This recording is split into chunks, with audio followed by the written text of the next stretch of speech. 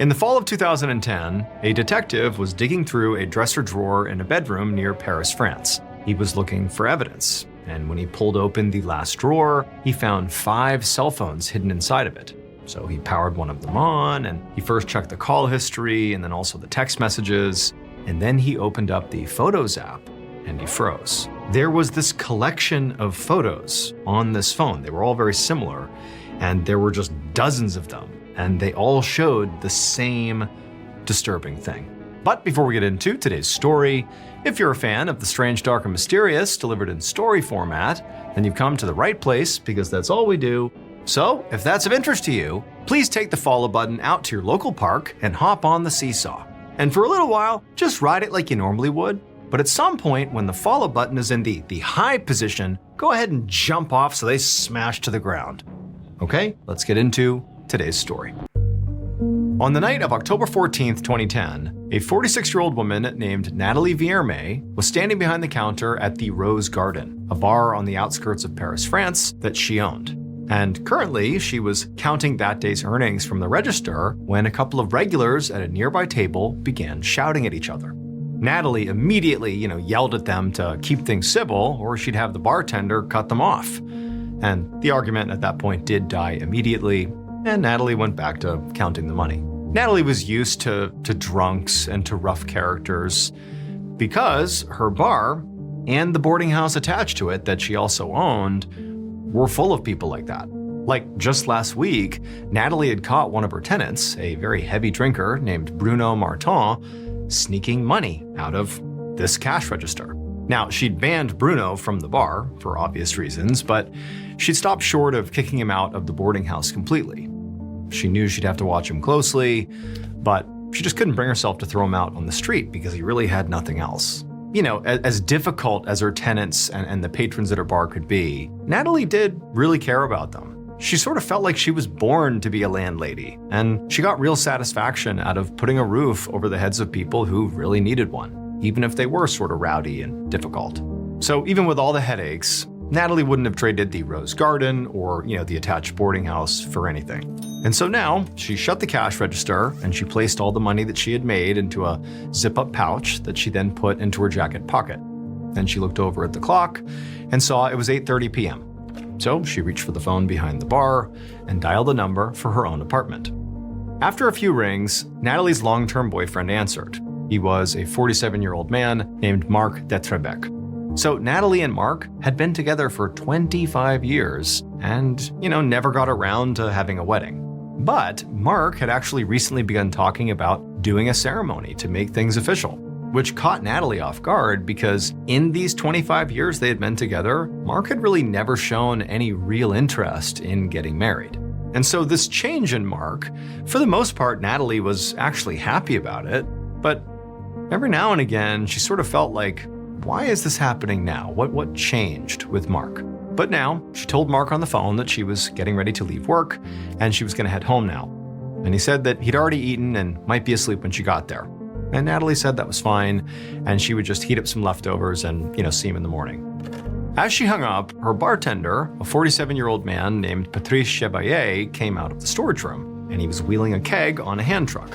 Patrice had turned up at the Rose Garden 2 years ago with practically nothing, and Natalie had given him a cheap room inside of the boarding house and a job behind the bar. And he'd turned out to be surprisingly reliable.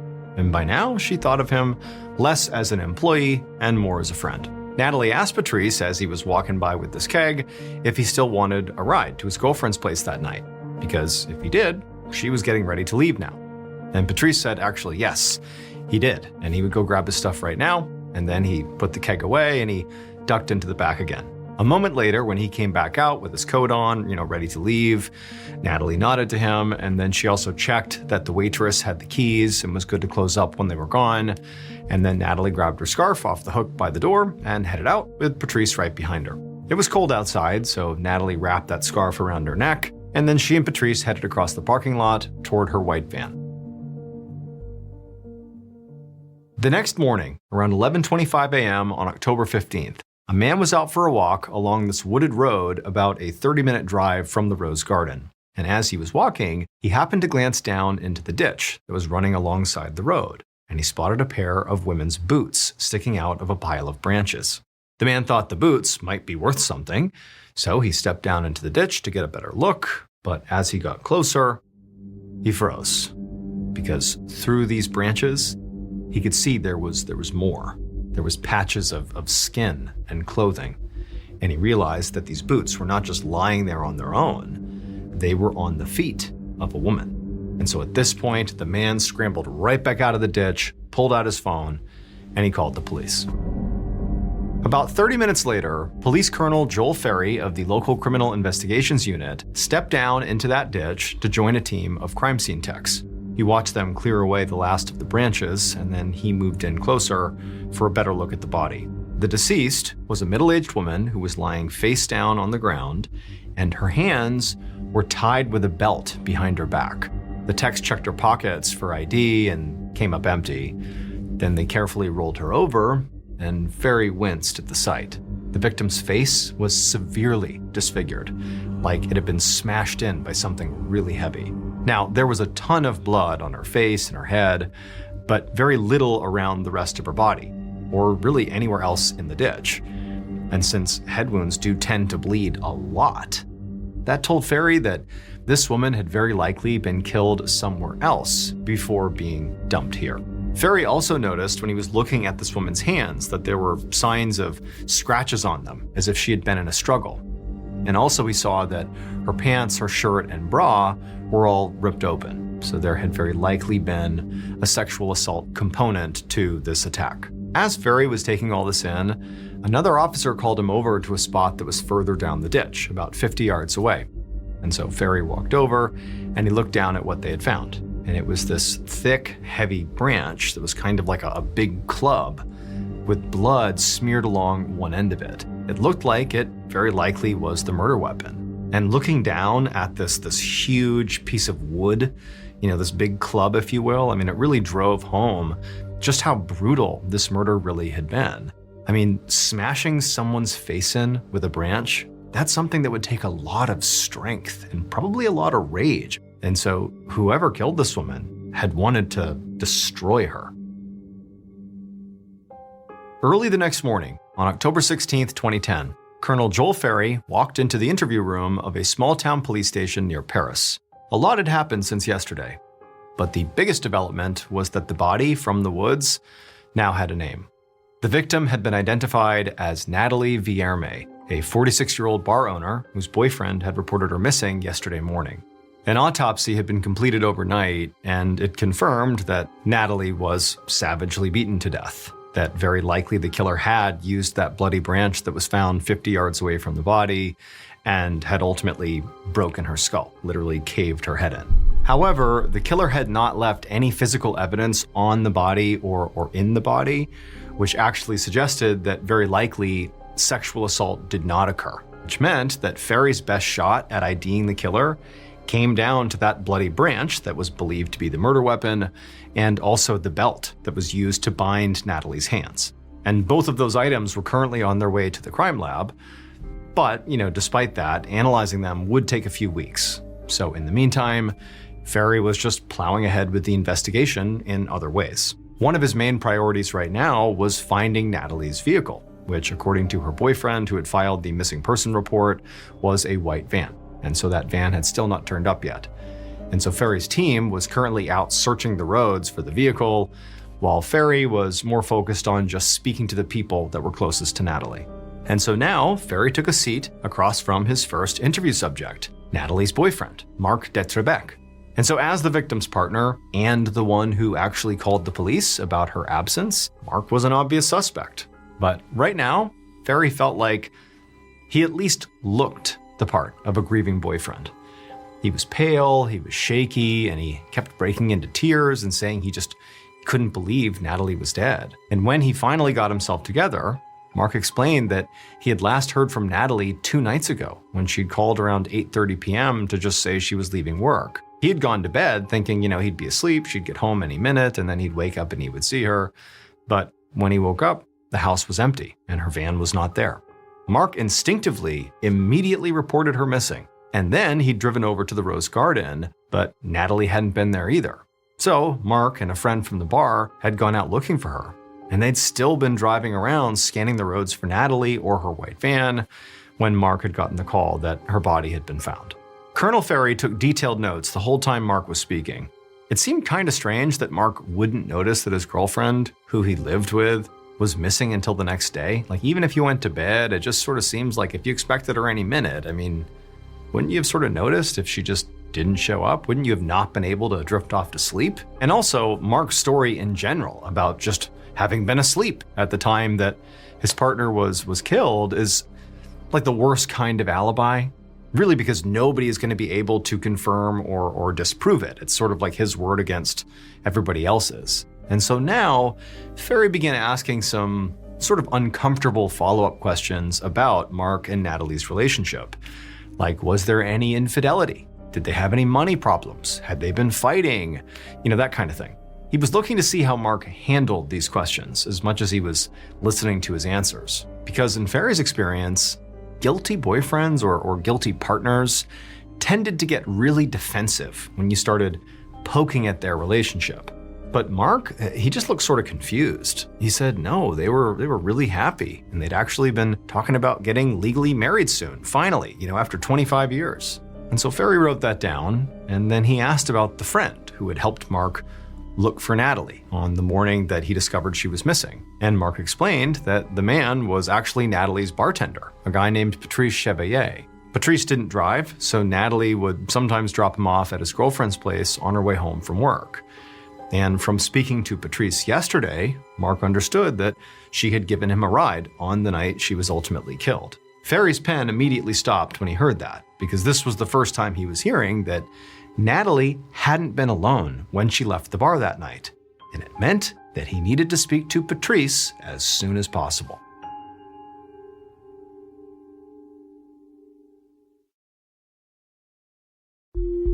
Later that afternoon, Colonel Ferry sat in a corner of Natalie's bar, the Rose Garden.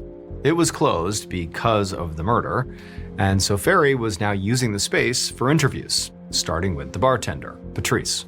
And Patrice confirmed what Mark had said, that Natalie did sometimes give him a ride after work to his girlfriend's place, and on the night that she was killed, she had done just that. Patrice said, on the night that she was killed, after he got dropped off, he said she just drove off and that was the last he saw of her. He didn't think anything of it. It was sort of like business as usual. At this point, Ferry told Patrice that while he understood that from, his POV, this seemed like, hey, this is what happened. I don't remember anything else, fine. But at this point, you are officially the last known person to see Natalie alive, and right before she likely was killed.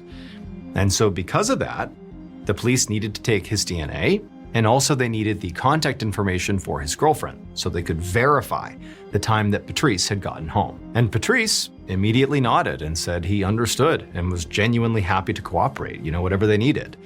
He said he owed Natalie a lot for giving him a job and a place to live when he was really down on his luck. Now, he sounded very genuine as he said that, but Ferry couldn't help but feel really skeptical. And he wanted to see what Patrice would do if he gave him the chance to point the finger at somebody else. So before ending the interview, Ferry asked Patrice if he was aware of anyone that Natalie was having trouble with, like in particular of late. Has she had any recent issues with anybody? And Patrice did not hesitate. He said there was one tenant in particular, a very mean drunk named Bruno Martin, who'd been giving Natalie problems really for months. Ferry made a note of the name and would follow up with him, but he also made a note that Patrice had taken the bait a bit too easily. But either way, this Bruno was definitely somebody Ferry did need to speak with. An hour later, Ferry was still sitting in that same corner of the bar, only now he was sitting across from this very scruffy-looking man in a stained jacket. This was Bruno Martin, the tenant that Patrice had mentioned that apparently had been giving Natalie issue. And by now, a bunch of other tenants and employees had confirmed that Bruno was sort of like a violent alcoholic who really had clashed with Natalie on a pretty regular basis. And in fact, just a week before the murder, Natalie had apparently caught Bruno breaking into the bar's cash register, and she'd slapped him across the face before throwing him out of the bar, apparently for good this time. Like he was banned from the bar because of this. So it really did sound like Bruno might be a pretty suspicious guy here. He could have harbored a grudge. But there was something else Ferry had learned that made Bruno's history actually even more interesting. And that was that on the night of the murder, right before Natalie left the rose garden for the last time, she had emptied the cash register and taken the money with her. But no money had been found on or anywhere near her body, which meant that one possible motive for this crime was simply robbery. And the fact that Bruno had recently been caught stealing literally from the same register by the same woman who was murdered was starting to make him look really suspicious. And so when Ferry pretty aggressively pressed Bruno on all of this, Bruno got really flustered. He snapped that, he wasn't a thief and that Natalie had been wrong to blame him in the first place. He thought it was just a cash register discrepancy, he called it. He admitted that he and Natalie had never really gotten along, that was true, but he still said that he hadn't killed her and that he'd spent the night of the murder alone in his room, like he wasn't out there doing anything. And so Bruno, he diligently took these notes and he's just letting Bruno talk. And then at some point when there was a break, Ferry said, okay, well, will you give a DNA sample so you can be ruled out? He said that he was taking samples from everybody at the Rose Garden, tenants and staff included. But right away, Ferry could see that Bruno did not like this idea. Bruno glared at Ferry with his teeth visibly clenched, and so Ferry is getting ready for this guy to refuse the DNA sample. But then, much to Ferry's surprise, Bruno, with gritted teeth and with this angry look on his face, he nodded and said, fine. If that's what it took to get the police office back, he'd do it. So Ferry started getting out the DNA kit to swab Bruno while also processing everything he'd just learned. The interviews so far had turned up 3 strong suspects. There was Bruno, the alcoholic with an apparent grudge. There was Patrice, the bartender who had left the bar with Natalie on the night she was killed. And there was Mark, the boyfriend with, the sleeping alibi. At this point, any one of them could be the killer, and Ferry knew he wasn't going to be able to rule any of them out by interviews alone. What he needed now was some real hard evidence. About a week later, on the morning of October 24th, Ferry was standing in the police station's garage in front of what looked to be like an evidence goldmine. His team had finally found Natalie's missing white van. It had been abandoned on the side of a road about 5 miles or so from where her body had been dumped. And this van was covered in blood, on the hood and on the grill and inside on the floor. And so now, a blood spatter analyst took Ferry and was walking him around the vehicle, explaining what they could learn from all the blood. The analyst explained that based on the shape of the droplets and the distance between them all, their team could tell that the blood on the van's front had sprayed onto the hood, which meant that Natalie's heart had been beating when this blood left her body that wound up right here. Meanwhile, the blood that was inside the van, in the back of the van on the floor, had clearly leaked there rather than sprayed, implying that she was dead before she was loaded into the van because her heart was not beating. So for Ferry, putting those details together, it actually told him quite a bit. It looked like someone had killed Natalie in front of her van, and then after she was dead, they put her body in the back of the van and then drove her van with her in it to the ditch, dumped her, and then drove the vehicle away and dumped it nearby. And so at this point, it was like Ferry had what he believed was like the clearest picture of the crime yet. But, despite having this clarity, he still didn't know who killed Natalie.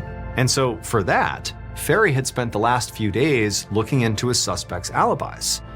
And 2 of them turned out to be pretty solid. Bruno's alibi checked out, because several phone calls had been made from his room in the middle of the night, and so unless someone else had gone into his room and placed those calls, it looked very much like Bruno really had spent the night at home.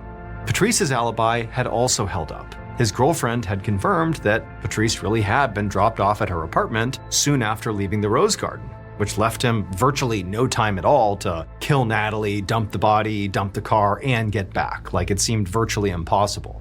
Now, Ferry knew that the girlfriend could definitely be covering for Patrice, but still, this was a stronger alibi than Mark's, the long-term boyfriend, who had said he'd been home asleep all night.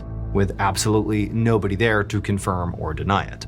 And so Mark, by process of elimination, was really starting to look like the guy, like he is the killer. But still, all three suspects are still in play, despite the two strong alibis. And so now, Ferry really just needed the crime lab to get back to him with the results from the DNA testing.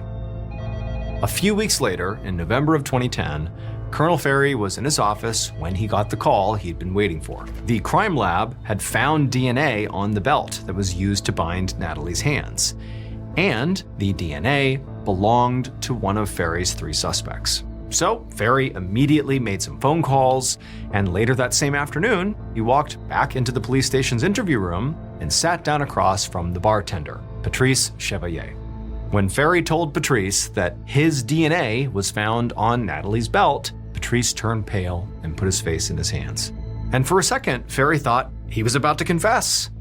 And when Patrice looked up again, he even did say that there was something he needed to tell Ferry that he had left out in the first interview, but it was not a confession. Patrice, who looked visibly pretty shaken up here, like he was sort of panicking, he said that he actually wasn't that surprised that his DNA was found on that belt, because he said they'd been sleeping together for weeks before she was killed. This was shocking for Ferry. I mean, he did not expect there to be like a secret affair going on. But instead of interrupting or asking questions, he just let Patrice keep going.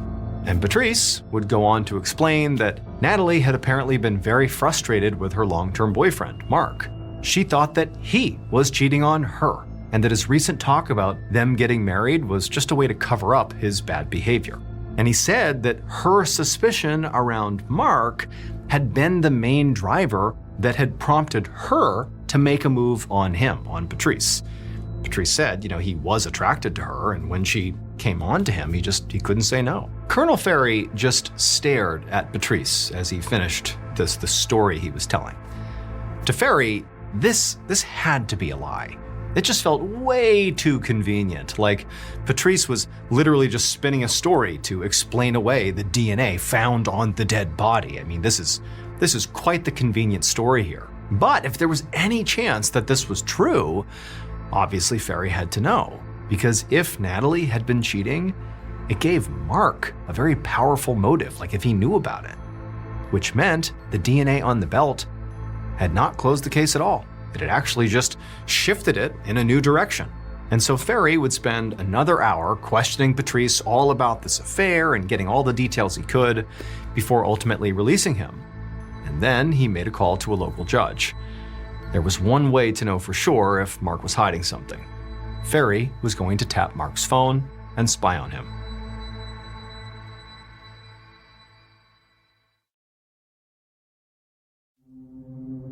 One morning in November of 2010, about a month after Natalie Vierme was murdered, Police Colonel Joel Ferry sat in his office at a police station near Paris, reviewing a transcript from the wiretap on Mark's phone. And Ferry almost couldn't believe what he was reading, because it looked like Patrice had been telling the truth about Mark cheating on Natalie. The wiretap had recorded phone calls between Mark and a woman. And reading between the lines, it seemed like these two had been seeing each other for some time, maybe even for years. On one of these calls, Mark had complained to this woman that he had always been the one who had had to travel to see her, like in the past. And it was time that she came to him for a change. And then before they hung up during this same phone call, this woman signed off by calling Mark my love. And so this completely upended Ferry's view of Mark, while Patrice's story suddenly seemed a lot more plausible. And if both Mark and Natalie had been unfaithful, like Patrice was saying, it gave Mark a really serious motive here. Around 9 a.m. the next morning, Ferry sat in the police station interview room across from Mark, who was staring back at him with a truly stunned expression. Ferry had just confronted Mark, revealing that he knew about the affair. When Mark finally found his voice, he stammered that Ferry had it all wrong. The woman he had been talking to was just an old boss that he kept in touch with. And he insisted that despite what you may think about what we were saying to each other, there had never been anything sexual between them. Ferry found this extremely hard to believe, and certainly based on how sort of frantic Mark seemed right now, it did seem like he was being overly defensive. And also now that Ferry knew Mark, assuming this affair was real, that he was cheating on Natalie, that meant he had a real motive to get rid of Natalie. And the fact that he didn't have an alibi for the night of the murder, that he was asleep, was really a glaring red flag at this point. But even so, Ferry knew he couldn't just arrest Mark on a hunch.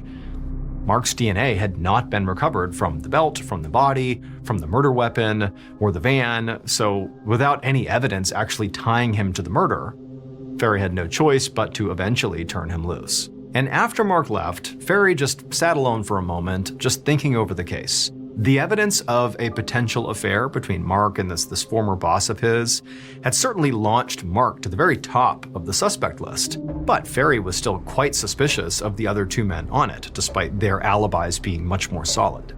After all, Patrice's DNA had literally been found on Natalie's belt that was used to bind her arms. And no matter how plausible his affair story was of his affair with Natalie, that fact doesn't just go away. I mean, your DNA was basically on a dead body. And then there was Natalie's very difficult tenant, Bruno. The missing cash from the cash register had never turned up, which meant robbery was still very much a potential motive here. And Bruno had already been caught stealing from the same register once before, so it seemed like he really could have done this just for the money. And so after a little while, after thinking over these three suspects really closely, Ferry came to a decision. There was one person he really needed to talk to, and if he was right, they could help clear all of this up. A few days later, Ferry was once again back inside of a police interview room, but this time he was sitting across from a woman. He believed she held the key to this whole case. He just needed her to tell him the truth. At first, she was very hesitant, but Ferry, he kept on pushing, and eventually she broke. And she told him everything he needed to know. Based on forensic evidence and witness testimony, this is what police believe happened to Natalie Vierme on the night of October 14th, 2010.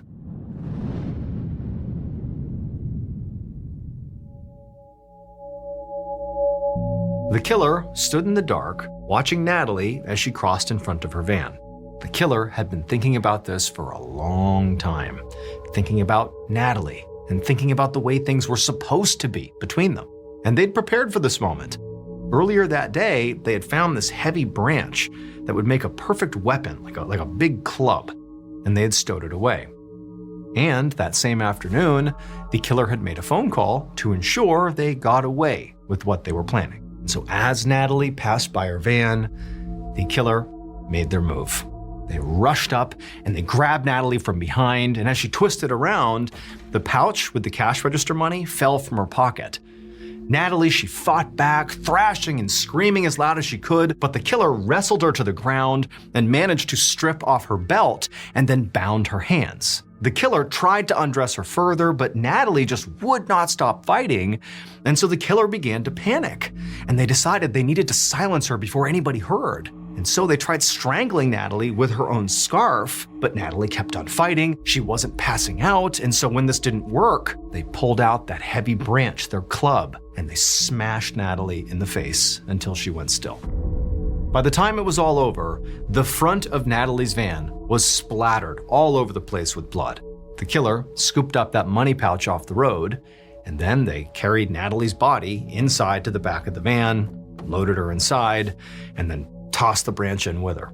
Then they took the keys to her van from her pockets, and then the killer climbed into the front seat and drove off, looking for somewhere remote where the body might go unnoticed. When they found a spot that looked pretty good, they pulled over, they pulled her body out of the van and dumped it into a ditch off the side of the road, and then threw some branches on top of it. By the time the killer got back to the van, it was nearly 5 a.m. And so they hopped back in the van, they drove it a few miles down the road before they abandoned it. And so at that point, they just started the long walk back to the Rose Garden. And this same person was there at the Rose Garden when Mark, the longtime boyfriend, showed up saying that Natalie was missing. And that's when the killer volunteered to go help him look for her. It would turn out Natalie was murdered by Patrice Chevalier, the Rose Garden's bartender. The crucial clue came from Patrice's own girlfriend, who was the woman Ferry had summoned to the police station for that critical interview. The girlfriend had previously confirmed Patrice's alibi, but when Ferry pressed her on it the second time she was brought in to be spoken to, she admitted that Patrice had asked her to lie, and she had. And apparently Patrice had not asked her to lie after the murder had been committed. No. Patrice called his girlfriend hours before he murdered Natalie and instructed her on exactly what to tell the police, which proved that he had planned Natalie's murder ahead of time. After his girlfriend came clean, investigators searched Patrice's room at the Rose Garden, and they found a stash of hidden cell phones. And on these phones were dozens and dozens of photos of Natalie that clearly had been taken secretly of her, like from under tables and, from behind her, clearly designed to try to capture, images of her that were sort of risque. Patrice had never been Natalie's lover. He'd been obsessed with her for years, secretly taking those photos of her and watching her all the time. But his story about the two of them having an affair had been a total fabrication. One, it was a story that was designed to cover up the fact that his DNA was found on the belt used to bind her hands. But also, one could assume that he was sort of living out this lie because he's still, even after killing her, even after basically being caught for murder, was like pretending that he had this real relationship with Natalie. And so maybe it gave him some satisfaction to pretend that they had had this affair because, who's going to say otherwise? Natalie at this point was dead. And so ultimately, Patrice Chevalier was convicted of murder and sentenced to 20 years in prison. On August 4th, 2019, a 28-year-old man named Sombora left his farm in rural Cambodia and headed off into the jungle. His goal that day was to climb the nearby Chakrai Mountain and try to harvest as much bat guano as possible. So bat guano is bat poop, and it makes excellent fertilizer. And in the jungles of Cambodia, there are all these mountains, including Chakrai Mountain, that have these cave systems full of bats, so it's a great place to go looking for bat guano. And Sum and his family, they would go out there and harvest as much as they could in order to support their farm. This is kind of like their main business. And so on this particular day, Sum was not just going to climb this mountain and go into random caves and hope for the best. Today, his mission was to go to one cave in particular that he knew had a ton of bat guano inside of it, mostly because the other people in the area that went out harvesting bat guano, they wouldn't go into this cave. And the reason for that is the cave was really, really narrow and tight and frankly dangerous because of it, and so they didn't go into it. But Sum was a very slight guy with a narrow frame, and so he could basically get himself into tight spaces and reap the benefits of places like this cave. And so after hiking for about an hour through the jungle and then up this mountain, Sum finally reached the entrance to this particular cave. And it was an opening that was about 3 feet by 3 feet, and you really couldn't see very far into it. But Sum knew what he was doing and pretty much immediately got down on his stomach. He got his flashlight out, he took his guano bag, which had a long strap coming off of it so he could drag it behind him, and he began wriggling his way into this opening. Now, the way this cave system roughly worked is there was this narrow entrance that went kind of straight ahead like a tunnel, and then periodically, as it continued along, there'd be these kind of like pockets, these openings where it would get big enough where Sum could actually get up onto his hands and knees and kind of move around a little bit. And it was inside of these pockets, these caverns, where all the bats would be. And that's where most of their poop was. And so all Sum was trying to do as soon as he went inside this cave is get to these caverns and then do his harvesting. And so Sum, he wriggled his way forward, he got through that first tunnel section, and he entered the first cavern, and sure enough, there were quite a few bats on the ceiling, and there was all this bat guano, about 1 pound of bat guano. And so he scooped it all up, he put it into his bag, and then he kept on moving through the tunnel into the next cavern. And as he was making his way down that second stretch of tunnel, shining his light ahead, he saw what looked like the walls moving up ahead when he was looking into the next cavern. But he knew that was not actually the wall moving, there was a whole bunch of bats in this next cavern. And so from his perspective, it seemed like there were way more bats in that cavern than this one. And so in theory, this next cavern was gonna have a ton of bat guano, potentially all he would need for this entire journey. He could just pack his bag and leave after this next cavern. However, there was a small problem. Now, Sum had come to this spot many times before, and he knew that going from the first cavern to the next cavern had a little bit of a hiccup. On the ground, as you cross the threshold into this second cavern, was a crack in the ground that basically ran perpendicular to the way this tunnel ran. Now, the crack was only about 6 inches wide, but when you were over it shining a light down into this crack, it was like it went on forever. It was like this unending hole in the earth. And so Sum always just got creeped out climbing over this crack because there was really no way to go around it. You really had to go right over the top of it because all he was thinking about is like, what's down inside of this deep hole in this cave? It's reminiscent of how people are scared of really deep oceans, like thalassophobia. It's fear of what's down there. And so Sum just really didn't like it. But again, he knew there was going to be a ton of bat poop if he could just cross over that crack, and so it was worth it. And so Sum, he wriggled his way through the tunnel, he reached the crack, he kind of shined his light down and again saw just this never-ending pit that just shot straight down into the earth. But Sum took a deep breath, he wriggled over the top of it successfully, and after he crossed it and he was about to enter into the cavern to get this huge bat guano payload, he felt something tugging on him, and immediately he was terrified and he whipped his head around wondering what could possibly be grabbing him. When he realized nothing was grabbing him, it was his guano bag that he dragged behind him with that big strap. It had gotten stuck on the crack itself. Sum was immediately relieved because he had really hyped up the idea that maybe there was some monster behind him or something, but there wasn't, and so he just kind of grabbed his strap and kind of jimmied the bag out of the crack. But as he did, he lost his flashlight. So he's moving the bag and he kind of fumbles the flashlight, and the flashlight rolled backwards into the crack. And as soon as this happens, Sum is watching with horror as he's seeing the light kind of jostling around as it tumbles down into the crack, but then it comes to a stop. Like it didn't just fall endlessly into the earth, it got wedged at some point, and the light from the flashlight was actually shining straight up. So it was pretty near the surface. And so Sum's thinking to himself, okay, that's bad, I can't lose my flashlight, I have to be able to see to get the bat poop and to get out of here. But let me just turn around and I'll reach into that horrible crack and I'll get my flashlight and everything will be okay. And so Sum carefully backed back down across the crack, and when he was looking straight down into the crack, he could see the flashlight, and it was wedged, pointing straight up, maybe 1.5 or 2 feet down.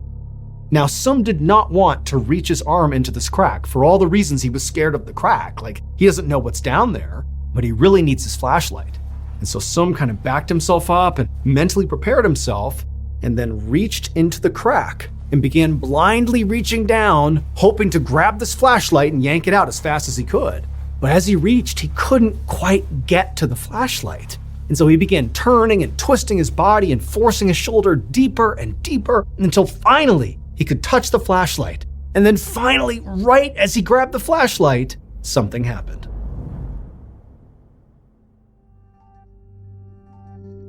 That night, Sum did not return to his farm. Now, his family was not actually that worried about it because it was not uncommon for Sum to go out on these guano foraging adventures and be gone for, a couple days at a time. However, after another 2 days went by and still Sum had not returned, his family started to get worried. And so ultimately, Sum's brother decided to go out and look for him.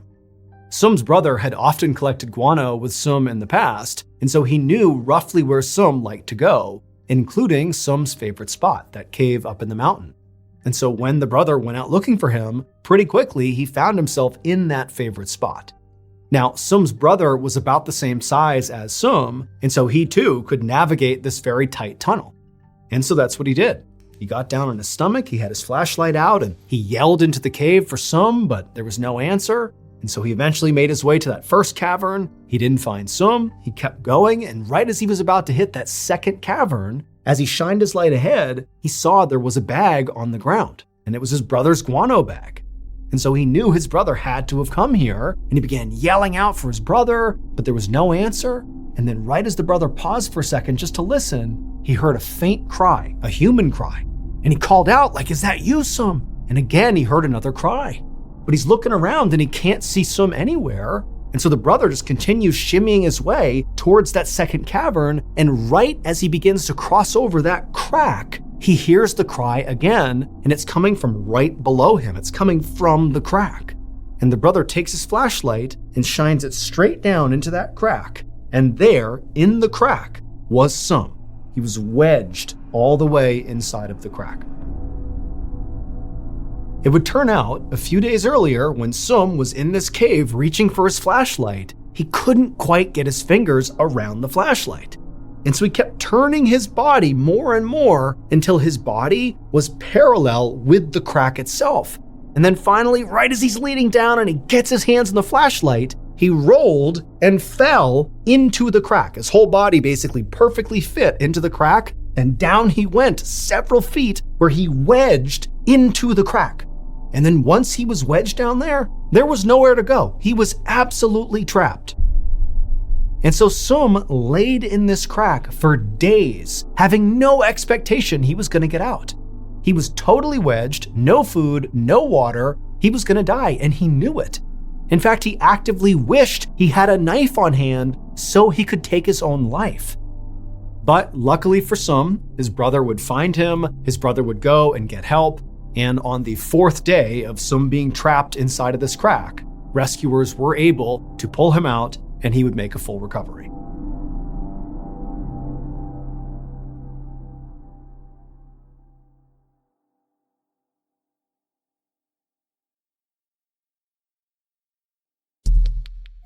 The next and final story is called Last Wish.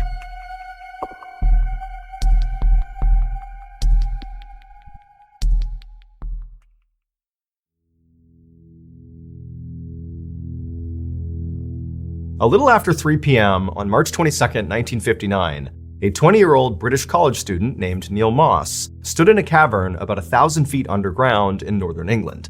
And as he stood there, he was staring with excitement into this dark hole right in front of him.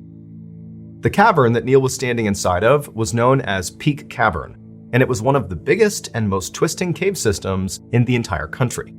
In fact, it was so big that at one point an entire village of 30 rope makers lived inside of this cave. And then also, after those rope makers, the cave system became a hideout for criminals and thieves because there were so many secret passageways and basically places to hide inside of the system. So basically, Peak Cavern was a pretty famous place, and as a result, basically all of it had been mapped out or at least explored by scientists and spelunkers. Except for this hole right in front of Neil. It was an entrance to a tunnel that nobody even knew about. Neil and the amateur exploration group that he was a part of had discovered this entryway about 2 weeks earlier. Now, neither Neil nor anybody else in this group had actually gone into this hole yet, and the reason for that was it was pretty dangerous. I mean, the opening to this tunnel was pretty small. It was 1.5 feet by 2 feet wide at the opening, and just looking down into it, I mean, it's a dark hole that you really can't tell how tight or how far it even goes. And so once you went inside of it, the deeper you got, the higher the risk of entrapment. And so whoever actually went into this hole really needed to be prepared. But Neil and the rest of his amateur exploration group really felt like it would be worth it to try to go down this tunnel. Not just because nobody had done it before, but specifically, they thought there was a chance that beyond this tunnel, basically deep underground, if you followed it long enough, it could lead to another big open chamber that nobody had found before. And those types of big open chambers, whoever finds them, gets it named after them. And so Neil and his group were thinking, hey, if we find this big chamber, it'll be named after us. We'll be famous, at least in, spelunking circles. But they also understood that there might be nothing at the other end of this tunnel. It could just be a dead end. But the only way to know for sure would be if one of the members of this group went into the hole. Now, in addition to a fear of being trapped in the hole, there were other big issues with blindly crawling into a tunnel no one's been in before. Like, for example, there could be a sudden drop-off, or running water, or some other hazard that whoever went into the hole wouldn't know about until they were facing it. And so naturally, everybody in this group was excited about the hole, but also a little apprehensive about being the guinea pig to actually go into the hole. And so after the group had kind of stood around the hole for a minute, kind of talking through who was going to do it, Neil had finally courageously volunteered to be the guinea pig. He would go down. And in many ways, Neil was kind of like the perfect candidate for this job. He was smart, he was strong, and most importantly, he was thin, which meant he could navigate a really tight space. The only drawback to Neil was he was pretty tall. He was over 6 feet. And generally speaking, the best cavers in the world are very short and thin because it allows them to get into the smallest, tightest spaces underground. And so Neil, who was standing over the hole, began to mentally prepare himself for what he was about to do. He pulled out his flashlight and he shined it straight down into this hole, which again is a pretty narrow hole, and it basically went straight down. And as he was shining it, he saw about 12 feet down, the hole kind of turned and you couldn't see what was beyond it. And so Neil knew the only part of this trip he would know about is that first 12 feet. Once he made that turn, everything beyond that was totally unknown. Literally no one in the world knew what was beyond it. But Neil was about to find out. The cave explorers anchored this 75-foot-long wire ladder that was all rolled up to this rock that was inside the cavern right near the opening to this hole. And once that was in place, they spooled out the ladder and kind of dumped it down into the hole. And so it fell 12 feet down and landed right where this tunnel turned and sort of went into oblivion where nobody knows what happened after that. And so Neil, his job was going to be to go into this hole feet first, go down 12 feet, and then with his feet, as he kind of blindly crawled backwards feet first into the tunnel, he'd be kicking with his feet this ladder, extending it farther and farther into this tunnel. The idea was this ladder was his way back out again. So he's basically on top of the ladder, making his way, and at any point he can just grab the ladder and climb back out again. And so once the ladder was in place and all the cave explorers were kind of waiting for Neil walked up to the edge of the hole, he took a deep breath, and then he swung one leg into the hole, placed it on one of the rungs of the ladder, put his other leg on the ladder as well, and kind of tested it to make sure the rock that was anchoring the ladder could hold his weight. Once he was sure it could, he said goodbye to the explorers and then began his descent, feet first, down into the hole. As Neil slowly and carefully climbed down this ladder during this first 12-foot section, he felt the walls of this hole closing in on him. When he was close to the bottom of this first section, the walls were literally flush with his shoulders and back. This was a really tight space. And so finally he got to the very bottom of this 12-foot section, and he was about to step onto what he thought was another rung, because he can't actually see where he's going. He's just using his feet to feel, and he stepped down and he felt something hard. It was the ground, so he had reached the bottom of the 12-foot section. He kind of tested the ground with his foot, seeing if it would support his weight, and after feeling confident, he stepped off the ladder and just stood at the bottom of the hole. At this point, Neil used his feet to kick the ladder that was still coiled up at the bottom of the hole into the next turn, into the next section of the tunnel that he'd be going down. And as soon as he kicked it, he heard it kind of spool out as it tumbled down this next section. However, it was not a straight drop like this first section was. This next section he'd be going into was more of a gradual decline, just based on the sound this ladder was making as it tumbled down. And so after the ladder had stopped making noise and he knew it had stopped, Neil gave one final look up at his friends above, gave them a little wave, even though he could barely move his hands because it's so tight around him, and then he got down on his stomach and feet first began shimmying himself down into this next section. Now, during the first 12 feet and during the initial turn into this new section, Neil had been able to turn his head and basically look down and see where his feet were going. But after only a few feet of going into this new section, the walls had become so tight on his body that he couldn't even move his head. He really was blind and had no idea where he was going. Now, for a lot of people, this would have been a claustrophobic nightmare.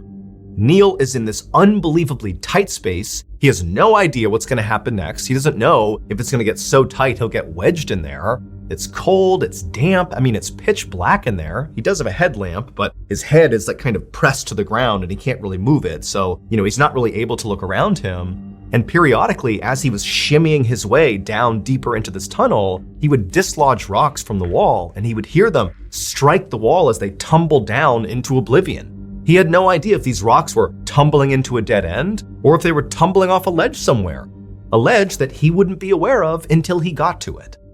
But for Neil, this environment was something he thrived in. It was why he was so drawn to cave exploration. As much as cave exploring was a physical exercise and a physical test, it was much more a mental test. Can you handle being in these tight spaces and persevering and continuing on when you're all by yourself and it's like dangers all around you? And also, Neil just loved being alone and in the dark. So cave exploration was perfect for him. When Neil had made it about 10 feet down this new section, his feet touched the rolled up section of the ladder. And so with his toes, he kind of gave it a kick, and the ladder tumbled for a second and he could hear it, and then it just kind of vanished altogether, like the ladder had gone over a cliff.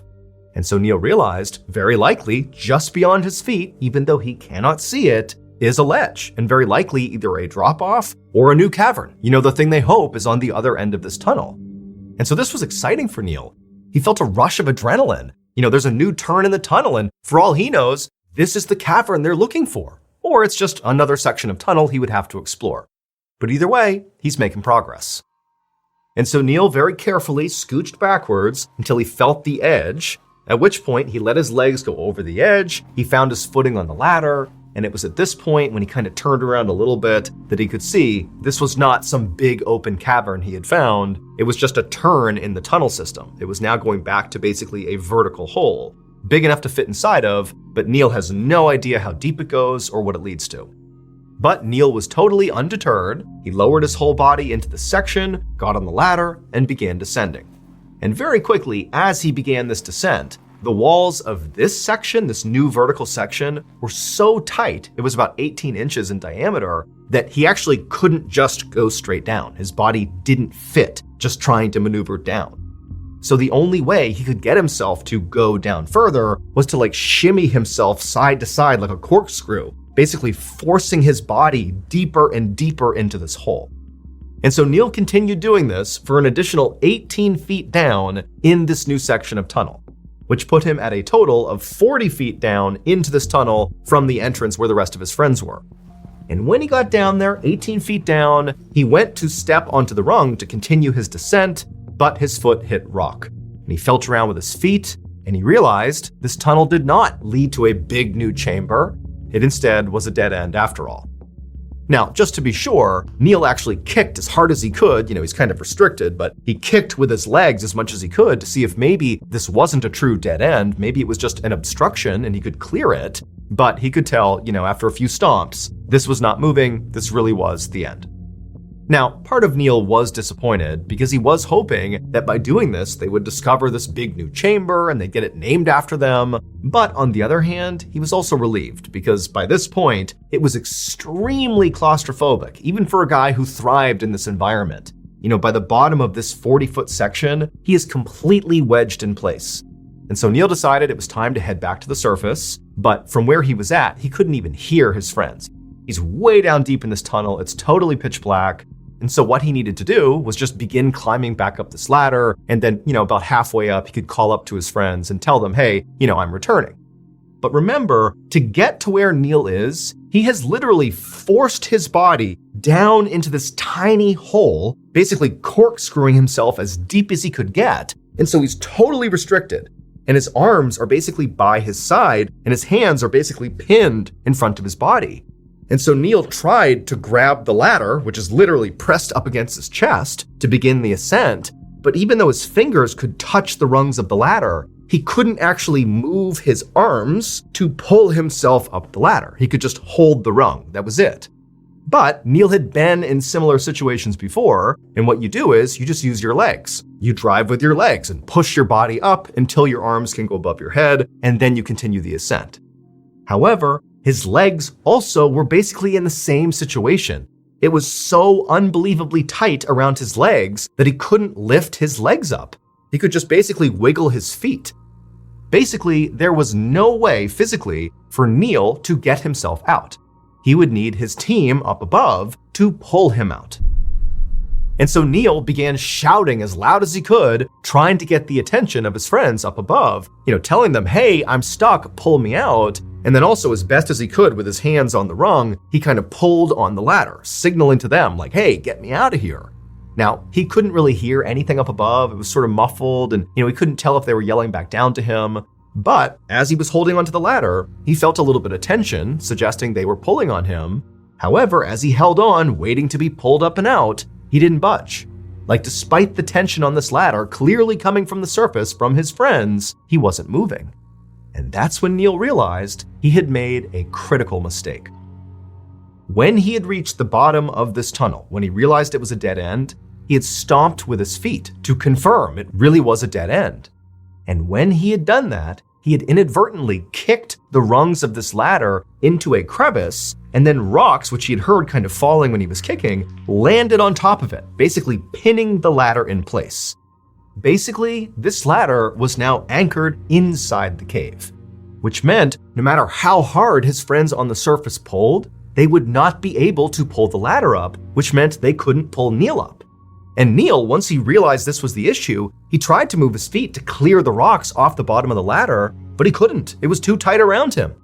And so, Neil was totally stuck.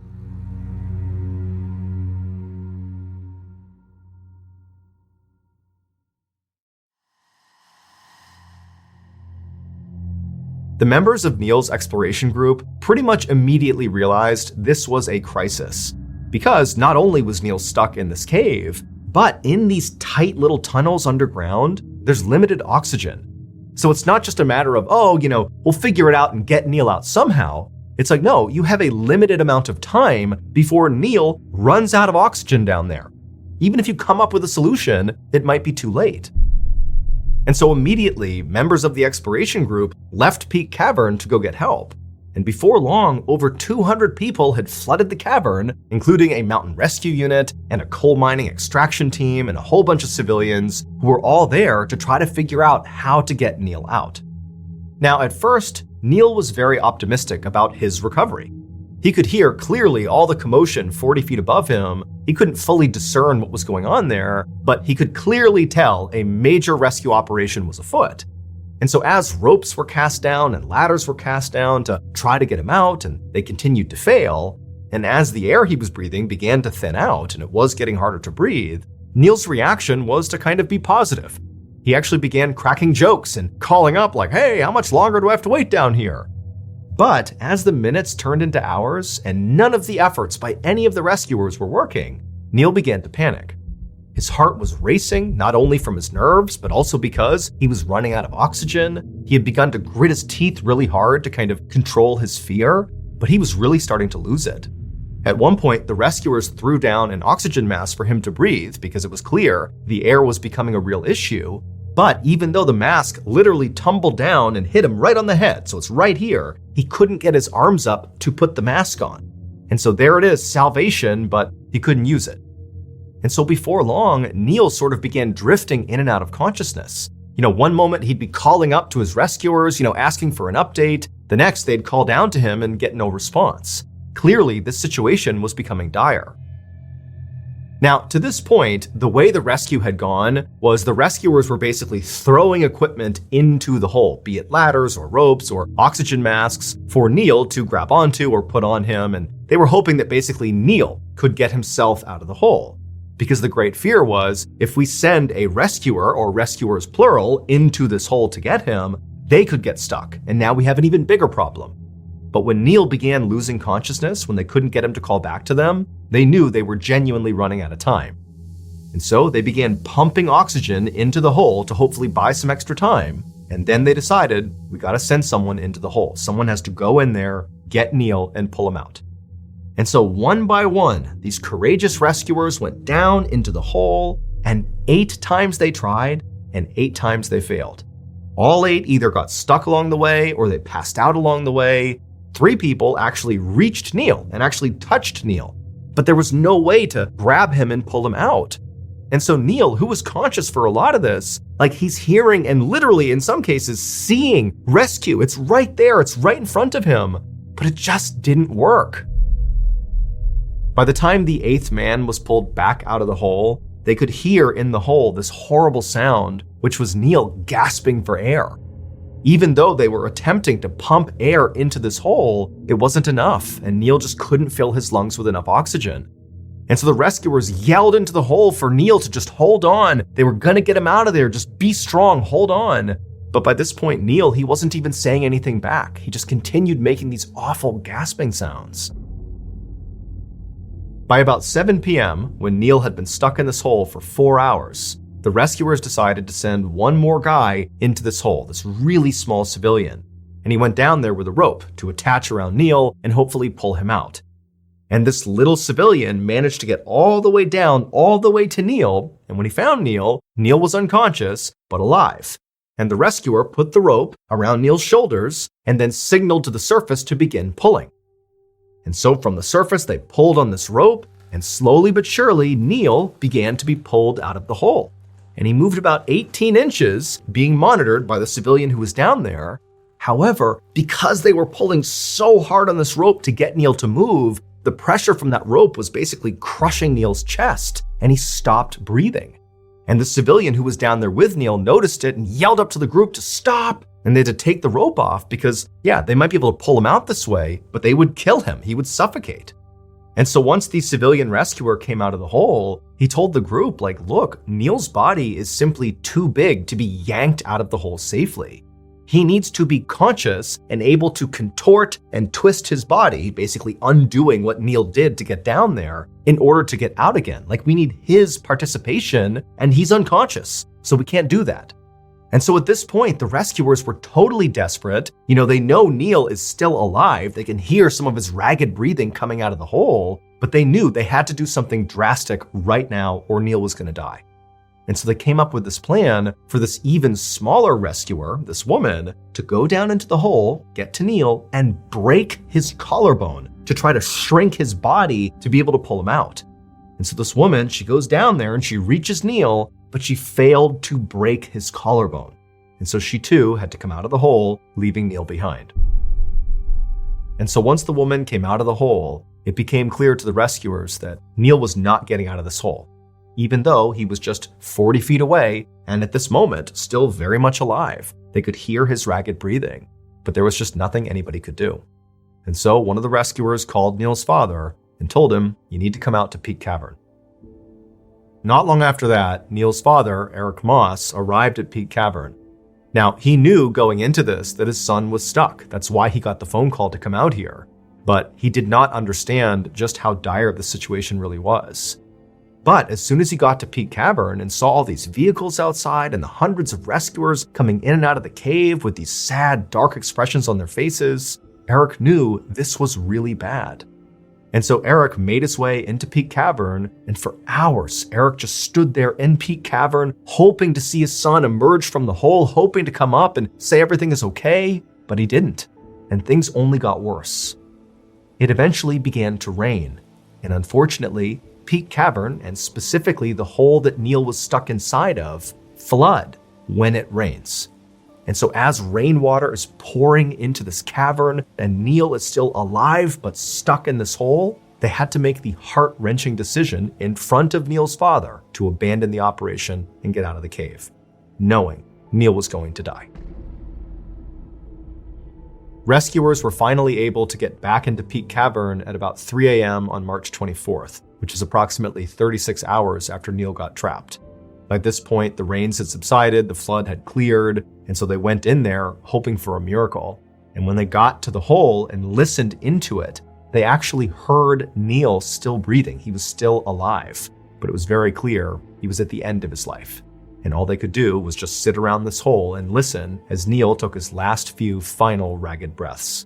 And then eventually they listened as Neil took his final breath and the hole went silent. Now, at this point, it was too dangerous to send anybody back down into this hole, and so no one could get physically close enough to Neil to actually confirm that he really is dead. However, after the hole remained silent for quite a while, a doctor who was on site did walk over and declare Neil dead. And so at this point, the rescue operation became a recovery operation. However, as rescuers were getting ready to go back down into the hole to retrieve Neil's body, it was at this point that Neil's father, Eric Moss, who had been there this whole time and had been witness to the doctor declaring his son dead, it was at this point that he stepped in and said, "Stop, get everybody out of the cave. I don't want anybody else to lose their lives." And so ultimately, Eric made the decision to leave his son's body where it was. Eventually, once it was 100% certain that Neil really must be dead at this point, they would fill in the hole that Neil had climbed down inside of with loose rocks from the cave, entombing him inside of it forever. And in his memory, the tunnel that Neil died inside of was named after him. It's called Moss Chamber.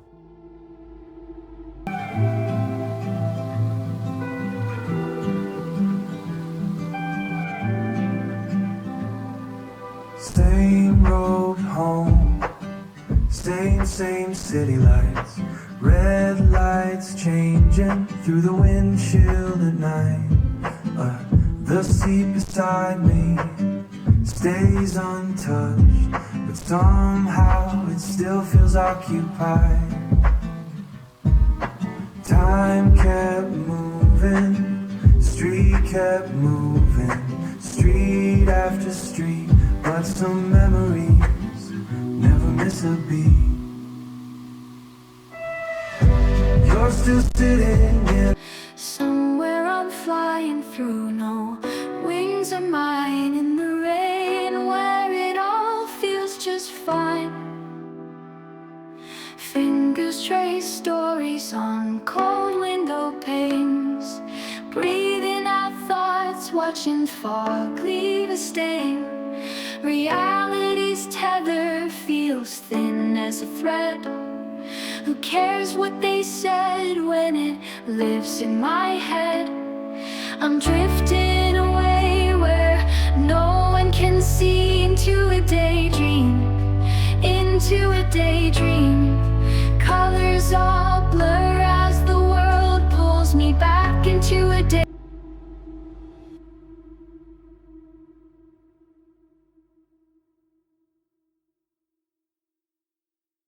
A quick note about our stories: they are all based on true events, but we sometimes use pseudonyms to protect the people involved, and some details are fictionalized for dramatic purposes.